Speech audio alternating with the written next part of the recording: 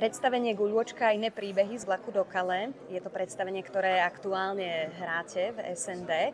Aká bola možno prvá vaša reakcia na túto hru, keď ste si prečítali scenár? Takto. Máme Ferman a tam na tom Fermane vidíte obsadenia hry plus obsadenie hercov. Čiže vy si prečítate, kde hráte. Potom príde text, samozrejme neskôr, vy si to prečítate, vtedy zistíte, nie že ja si to prečítam, že čo asi budem hrať, ale ja už viem, čo budem hrať, tak si celú hru prečítam a to ako práca dostane, ja neviem, lekár musí operovať práve koleno, tak musí pozerať, čo má roztrhnuté a ja sa nepýtam, že prečo hrám túto postavu. Musím to naštudovať a čo najlepšie spracovať. To je asi všetko, čo môžem dodať k čítaniu scenára.